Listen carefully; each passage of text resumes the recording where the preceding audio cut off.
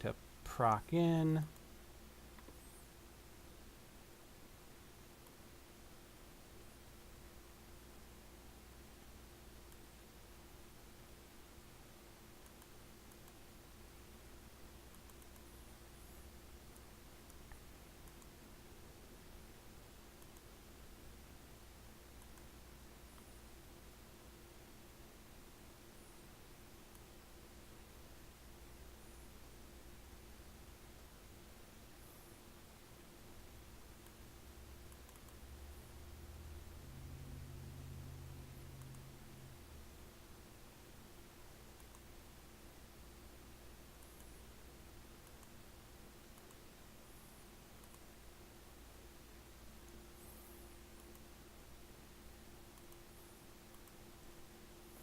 We should now officially be live.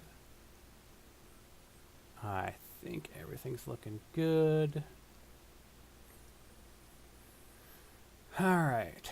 Welcome everybody. Welcome to the Toku Power weekend live stream chat talk thingamagigger.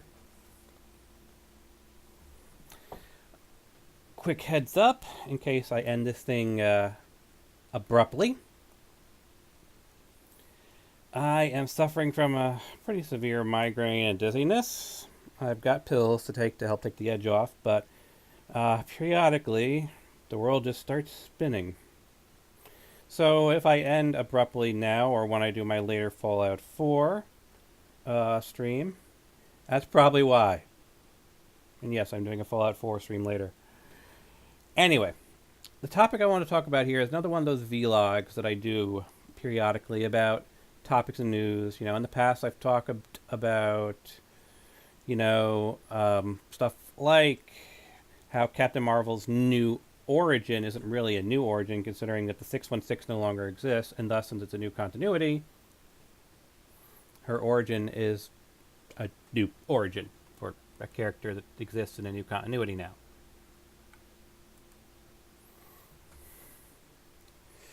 And of course, I've done discussions about whether or not Tracer's homosexuality was being over-enforced in the Christmas comic. And I've done, of course, the more focused streams that were involved editing on my YouTube about, Ranger Reflection and whatnot. So this is in that same vein. And what you can tell by the title is we're talking about gender. Put your pitchforks down.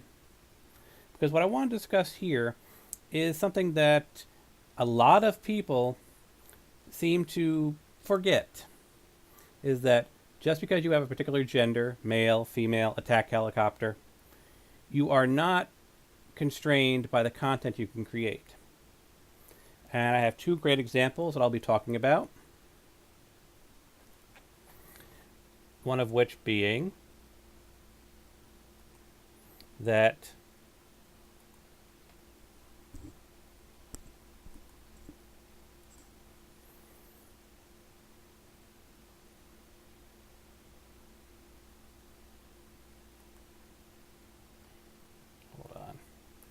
I am new to using this system.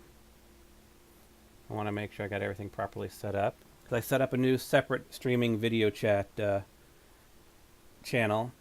So it won't just be people like, oh, I'm in the general chat or I'm in the RP general, what are the other voice chats? And they don't know whether or not I'm streaming or not. Anyway.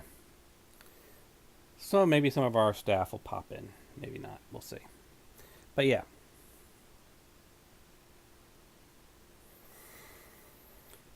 A lot of people seem to forget about, and again, I'm sorry if I'm seeming a bit distracted. The world is spinning in my head. A lot of people seem to think that gender determines the type of material you do. Like, if you're a woman, then you're going to create the Wonder Woman movie, which is all girl power and whatnot. Wonder Woman, the original character, the actual comic book character, was not created by a woman.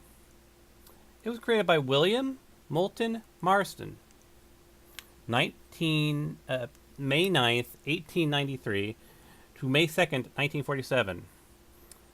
Going by the pen name of Charles Moulton, He was an American psychologist, inventor of the early prototype of the lie detector. See already the ties to Wonder Woman? Self-help author and comic writer who created the character Wonder Woman.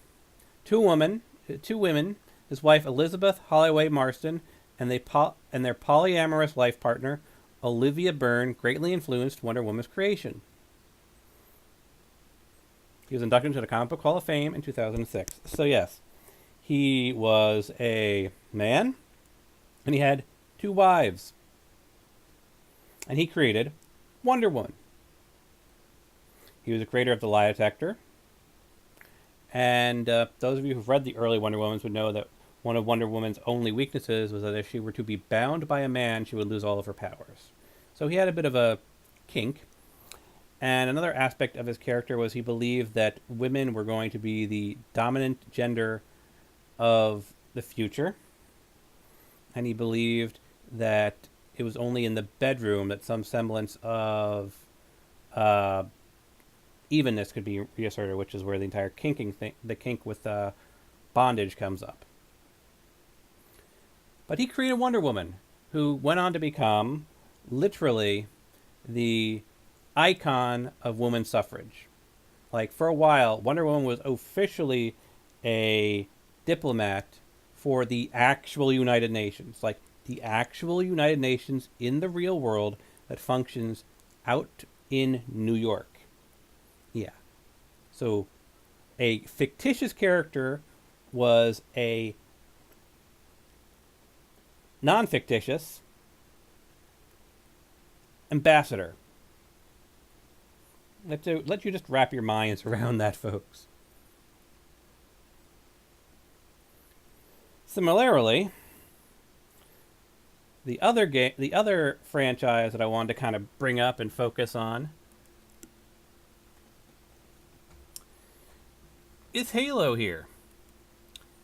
Because once again, a lot of people like to say that Halo is this huge testosterone ingested property that was designed only for guys. It's a completely male project, and it's nothing but male power fantasies. Fun fact: it's a video game, so there's multiple creators, but the creator of Halo, one of them at least, and one who actually ended up getting some patents from her work. This woman, Corin Yu. In 2008, Microsoft Studios hired Yu as the principal engine architect for an internal studios, 343 Industries. 343 Industries was established in 2007 to oversee the Halo franchise, following Bungie's separation from Microsoft. Yu programmed lighting, facial animations. Yes, we all remember the great facial animations on Master Chief, don't we? I kid. There was plenty of other faces, we all know that. And developed new technology for the 2012 video game Halo 4. While coding on the Halo team, Yu researched new lighting techniques and invented new dynamic renderosity algorithms. Microsoft applied a software patent for Yu's Halo lighting work. So, yes. This woman, and he's sort of become the official representation of Halo, like when they were having all the toxic chat in the community, she was the one who was basically saying, we're going to do something about this. So she is the de facto leader of the Halo franchise. At least until, 2014, 2012, something like that. But yes, the testosterone-soaked, super gory fighting shooting game that's just a violence simulator, if you want to believe some pundits, was primarily created / headed up by a woman. And I want people to really understand that the significance of this. Gender really has no significance on the content you create. Halo is not a girl power series. It's not a series about a woman who's a military genius. Master Chief is most definitely a guy, even though he never takes off his helmet. We know this because he still has a male voice, and we've seen female Spartans, quote unquote, seen. Similarly, there is no way you can say that Wonder Woman is a man. And by the same token, another series that's got something of an infamy for its material and its origins would be Shizou, which was also created by not the gender you probably think it was created by. You see, Shizou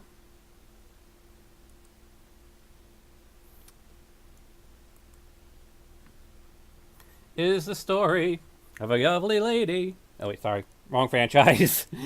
Is the story of Guy Hampton, who has inherited through pluck and luck and consequences. He's inherited the Ring of Shizou from his great aunt Agnes, which allows him to transform into the skirted superheroine Shizou, who's existed in their continuity since literally the dawn of humanity in the, Neanderthal age.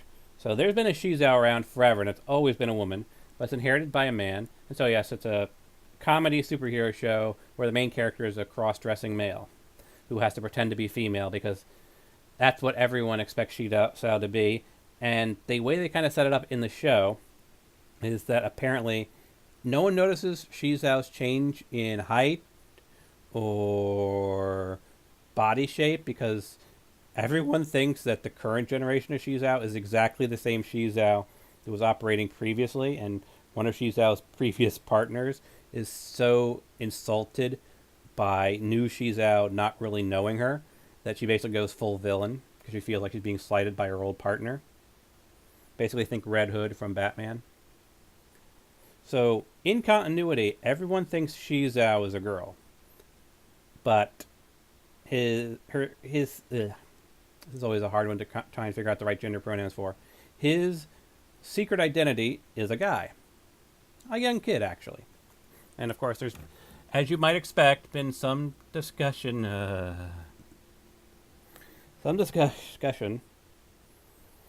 about whether or not Shizou is poisoning our youth. Like, look at this. Brainwashing kids are no big deal, which is where this image is pulled from.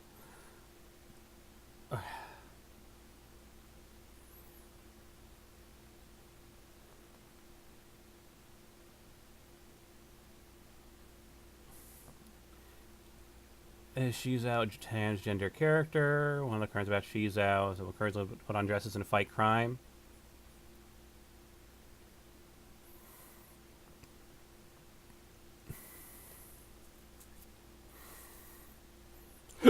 This one's a bit more on the calmer side of things.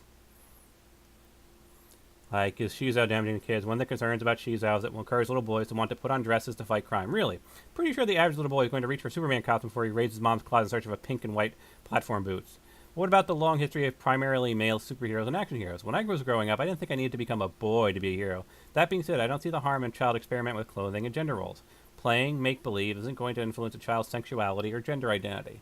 On the other hand, treating a child's identity as an affliction has potential to cause serious harm. So this person's obviously a bit more on the cautious side. And of course, who created Shizou? A friend of mine. I say a friend. I've communicated with him, and my team in California is creating the official Shizou video game for Wii U, PC, Xbox, and at some point in the future, when Sony gets back to me, PlayStation and Steam. So they're working on that right now. It was created by Obi Scott Wade. Yes, so a completely straight male created a TV show about a transgendered, quote-unquote, superhero. So this is the kind of the point I'm getting at, folks, here. Gender does not determine the content you create. You could have a woman doing nothing but Call of Duty and Halo streams. You could have a man doing nothing but My Little Pony video games. There is no correlation between gender and content. And I want people to understand this concept. This is why I decided to make this video. And that's really all I have to say about it. I'll give it a bit of time to see if anyone pops into the chat, says anything, anyone chops into the voice chat, whatever. But that's generally about the long and the short of it here, people.